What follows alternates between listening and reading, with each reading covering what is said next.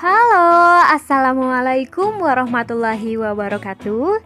Bertemu lagi dengan saya di mata pelajaran IPS.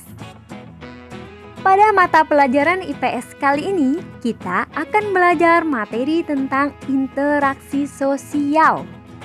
Nah, sebelumnya, apakah ada yang tahu apa sih arti dari interaksi sosial? Mari kita tonton cuplikan video berikut ini.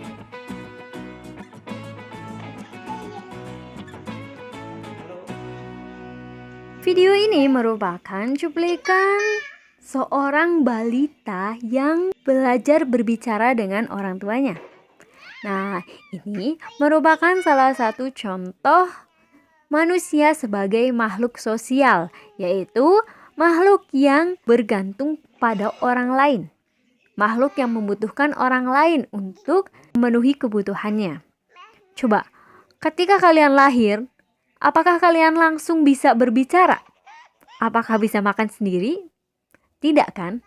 Nah, jadi dari kita lahir juga kita membutuhkan orang lain. Nah, ketika membutuhkan orang lain, maka dari itu dibutuhkan suatu interaksi sosial. Jadi, interaksi sosial adalah hubungan timbal balik antar manusia untuk memenuhi kebutuhan hidupnya. Suatu tindakan manusia bisa dikatakan sebagai interaksi sosial itu memiliki ciri-ciri tertentu.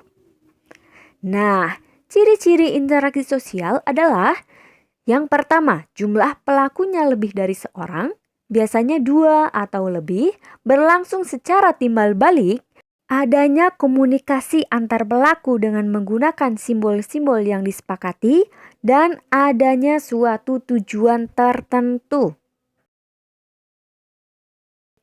Kemudian, berdasarkan pelakunya, interaksi sosial terbagi menjadi 3, yaitu interaksi sosial antar individu dengan individu, interaksi sosial individu dengan kelompok, dan interaksi sosial antar kelompok dengan kelompok. Nah, seperti contohnya ini dalam permainan sepak bola. Ketika kalian melihat seorang bermain sepak bola atau kalian bermain sepak bola, apakah kalian bermain sepak bola sendirian? Tidak, bukan? Tapi kalian bermain dengan tim. Nah, itulah salah satu contoh interaksi sosial kelompok dengan kelompok. Kemudian, berdasarkan caranya, interaksi sosial terbagi menjadi 2. Yang pertama yaitu interaksi secara langsung, yaitu interaksi yang dilakukan secara bertatap muka, secara langsung antara pihak pertama dengan pihak kedua. Nah, yang kedua yaitu interaksi sosial secara tidak langsung. Interaksi secara tidak langsung itu bisa menggunakan media atau melalui alat komunikasi seperti handphone. Dan juga bisa menggunakan perantara atau pihak ketiga. Kemudian, dalam proses interaksi sosial itu didasarkan pada beberapa faktor, yaitu yang pertama, faktor imitasi.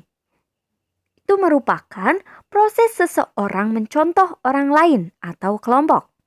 Contohnya, seperti seorang anak perempuan bermain masak-masakan. Nah, itu karena melihat ibunya pada saat memasak di dapur. Ya, istilahnya ikut-ikutan seperti itu. Nah, itu yang dinamakan dengan faktor imitasi. Kemudian, yang kedua ada faktor sugesti, yaitu merupakan pengaruh yang dapat menggerakkan hati seseorang.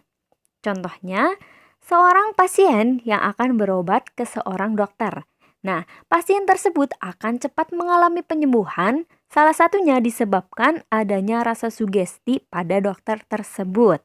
Kemudian, faktor yang ketiga yaitu faktor identifikasi, yaitu merupakan kecenderungan-kecenderungan atau keinginan-keinginan dalam diri seseorang untuk menjadi sama dengan orang lain.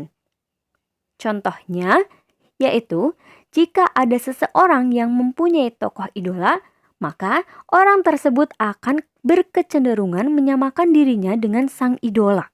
Selanjutnya yaitu faktor yang terakhir ada faktor simpati, yaitu merupakan kemampuan untuk merasakan diri seolah-olah dalam keadaan orang lain dan ikut merasakan apa yang dilakukan, dialami, atau diderita orang lain.